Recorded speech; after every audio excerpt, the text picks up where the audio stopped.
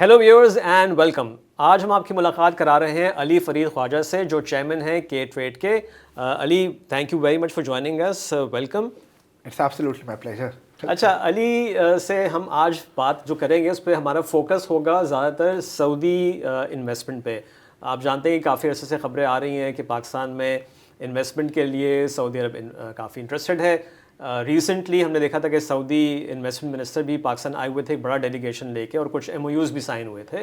तो ज़रा इस पे बात करेंगे कि सऊदी इन्वेस्टमेंट की पाकिस्तान में बात बहुत होती है, बट अनफॉर्चुनेटली अगर हम नंबर्स देखें पिछले 10, 12, 15 साल के, तो बहुत ही कम इन्वेस्टमेंट है। सबसे पहले इसकी वजह बताएं। जी, दो तीन पहलू मैं इसमें करूँगा। एक तो ये कि सऊदी की इन्वॉल्वमेंट पाकिस्तान इकॉनमी पे और सऊदी की सपोर्ट पाकिस्तान इकॉनमी के लिए तो हमेशा से बड़ी ज़्यादा रही है। आप ऑयल फैसिलिटी देख लें, जब भी आईएमएफ के साथ नेगोशिएशन होती है, हमारे स्टेट बैंक को रिजर्व्स चाहिए होते हैं तो सऊदी हमें रिजर्व्स भी दे देते हैं। कुछ साल पहले तो उन्होंने $1 बिलियन की ग्रांट भी हमें दे दी थी।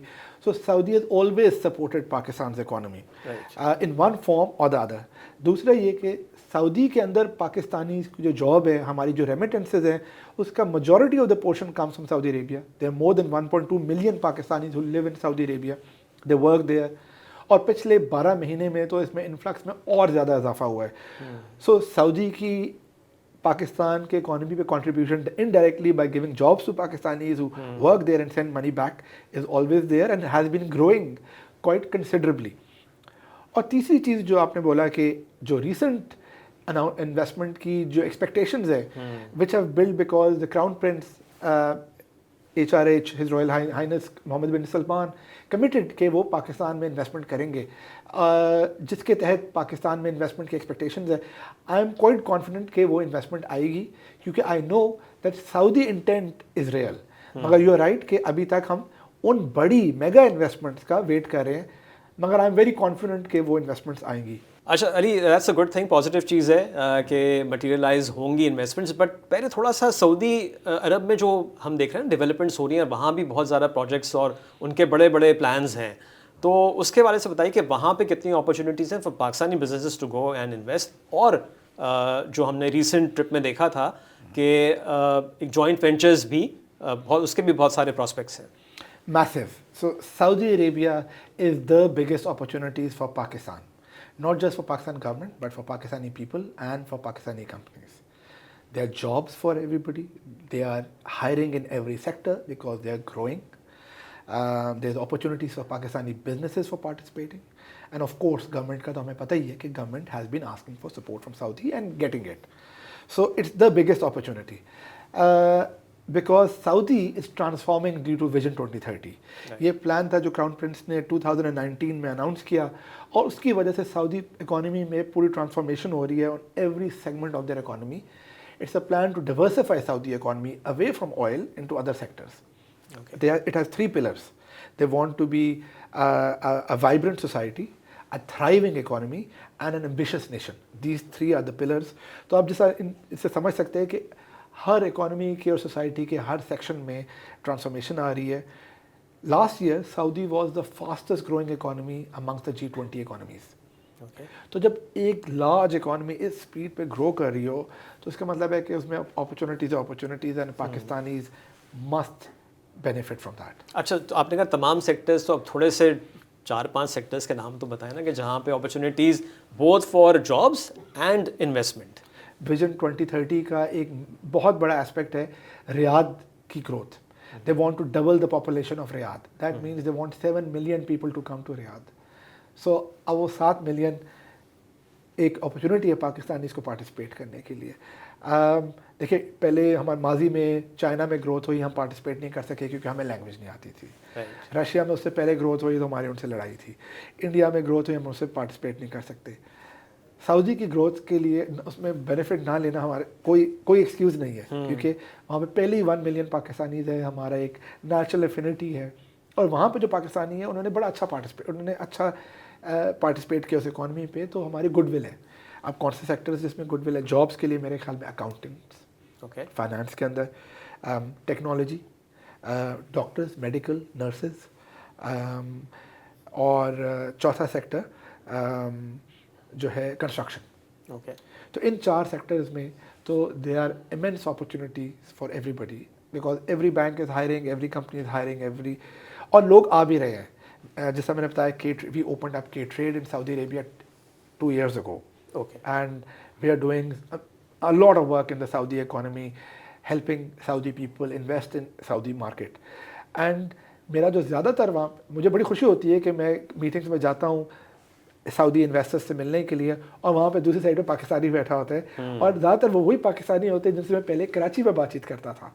सो it gives me a lot of pleasure to see that Pakistanis are fully participating. Technology sector के अंदर सिस्टम्स की वहाँ पे प्रेजेंस है, अबकस ने वहाँ पे खोला है, जाफर ब्रदर्स का भी मैं अनाउंसमेंट पढ़ रहा था कि उन्होंने सऊदी में खोला है, inbox is there, so Pakistanis are participating and there is room for growth.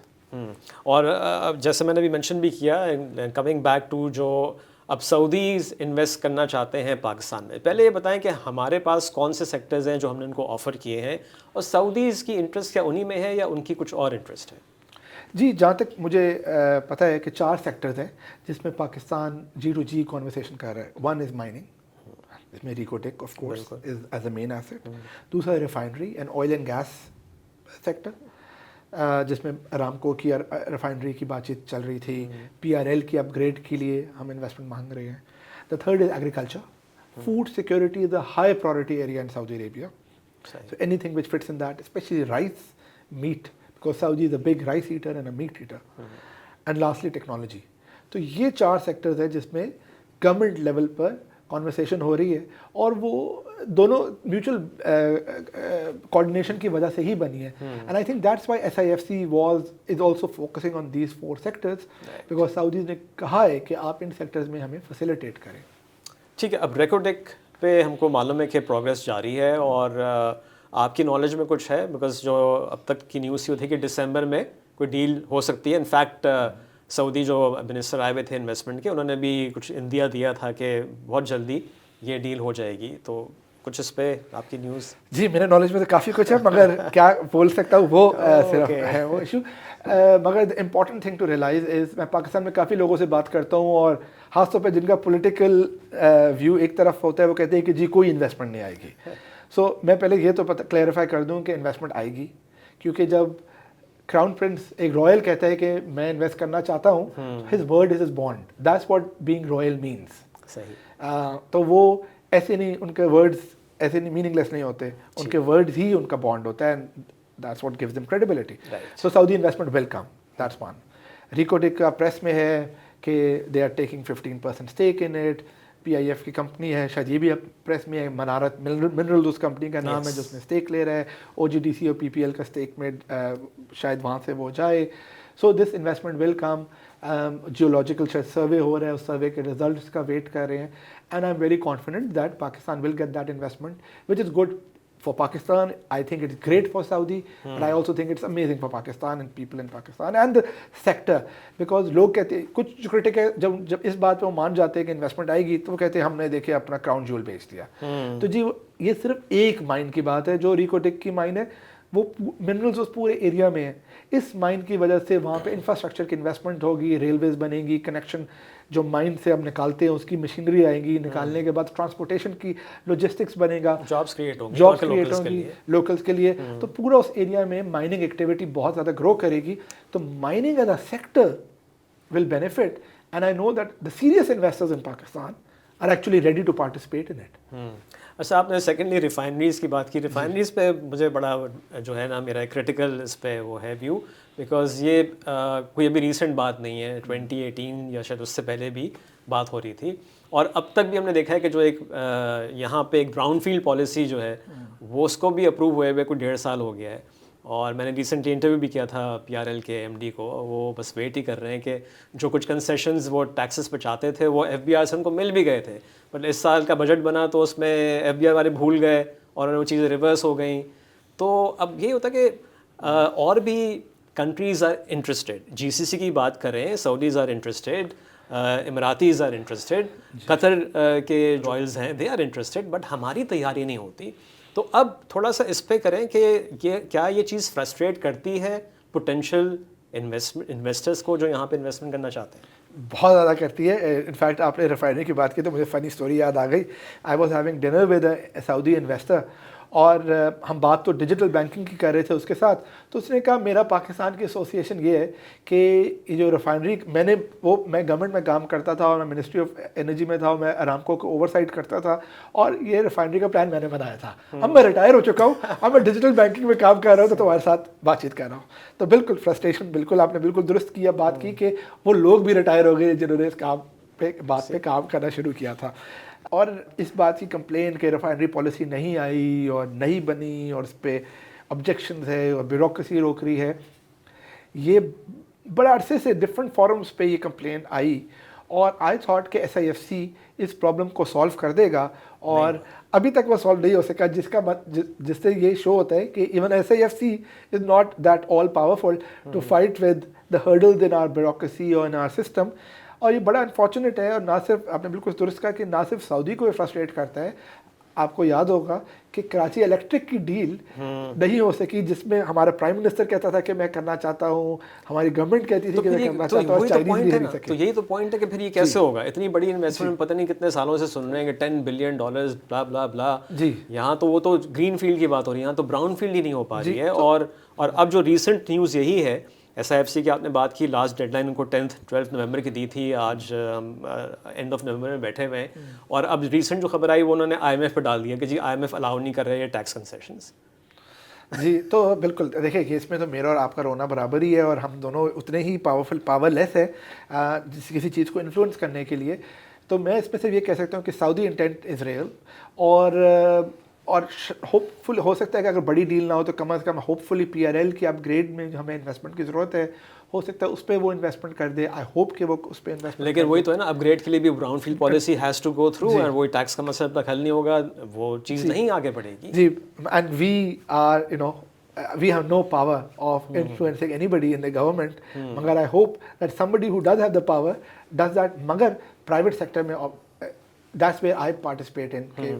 We are in the private sector. I hope that private sector is resilient and they can benefit from it. अच्छा, इसमें just आपके experience से अली ये बताएं कि जो अगर IMF कोई एतराज़ कर भी रहा है तो हम लोग उनको, I think we can better negotiate with the IMF और ये चीज़ हो जाएगी, हो सकती है अगर if we better negotiate. So I'm hopeful that they will. Do you agree with this? जी, I think that the excuse of IMF is an excuse because I'm directly aware that Pakistan bureaucracy was opposing it.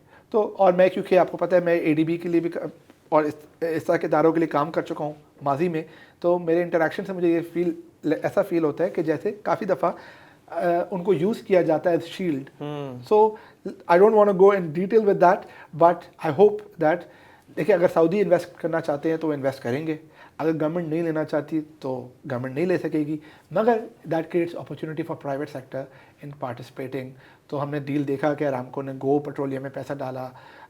I think other opportunities will open up because as I said the intent on their side is real.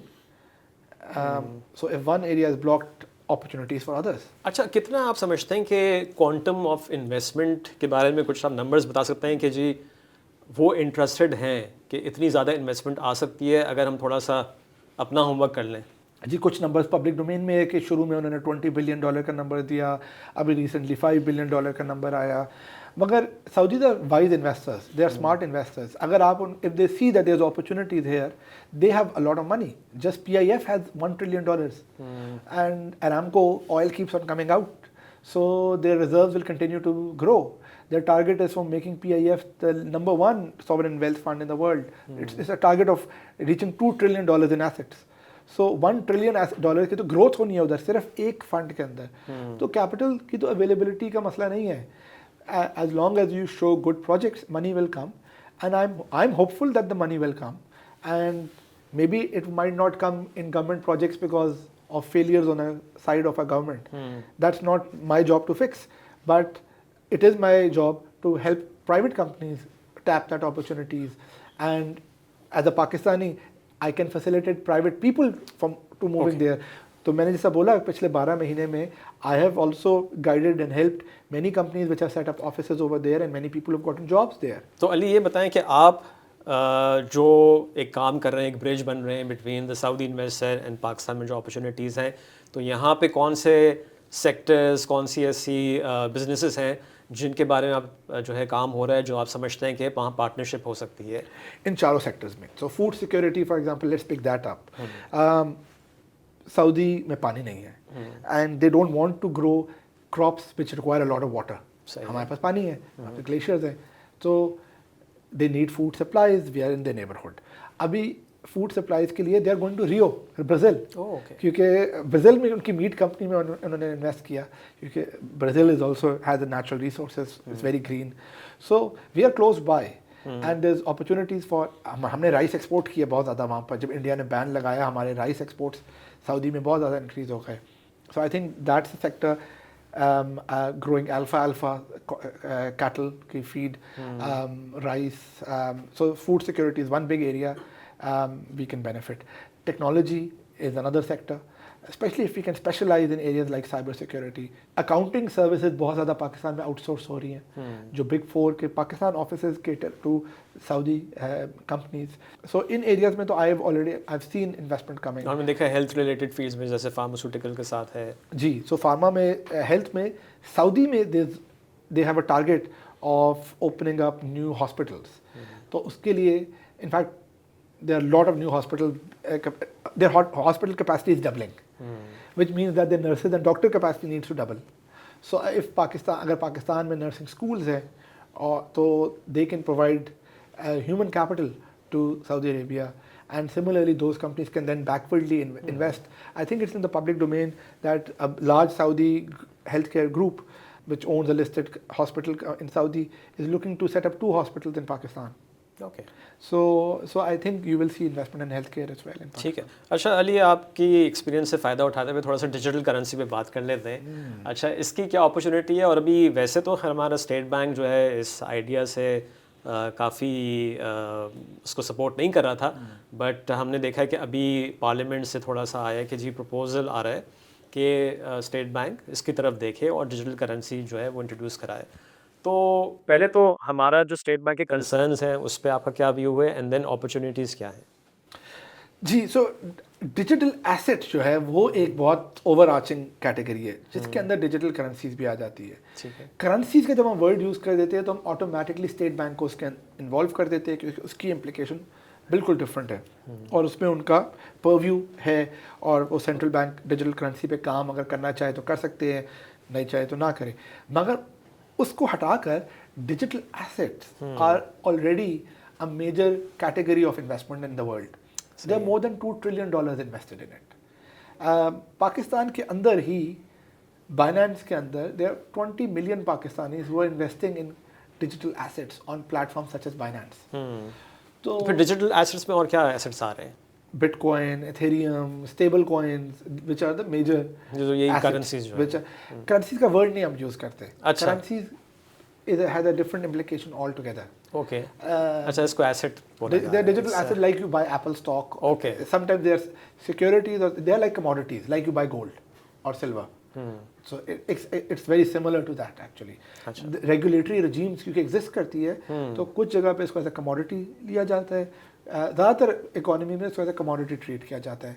Currencies पे नहीं treat किया जाता, क्योंकि that's outside of the purview, that's by regulated entity, the central banks typically. मगर आपका point अगर मैं extend करूं तो आपका बिल्कुल दुरुस्त कहा कि पाकिस्तान में अभी तक उसको रेगुलेट नहीं किया गया, कोई टैक्सेस नहीं है उस पर, गवर्नमेंट को कोई फ़ायदा नहीं हो रहा, कोई रेगुलेटरी ओवरसाइट नहीं है। बाकी ममालिक में इसकी रेगुलेशन है, यूके में भी है, इंडिया में भी है तो, और जिसकी वजह से उनके लोग रेगुलेटेड तरीके से इन्वेस्ट करते हैं, उनके कैपिटल गेन्स पे वो टैक्स देते हैं, ट्रांजैक्शन टैक्सेस देते हैं। बाइनेंस के total volumes are 2 times more of that of New York Stock Exchange. Oh, wow. So they do $60 billion of volumes. So which is 30 times more than Saudi Stock Exchange. And like third, Pakistan stock market के 50 million है, तो उनके 60 billion daily traded volume है। तो आप scale का difference देख लें, and Pakistanis are already investing in it.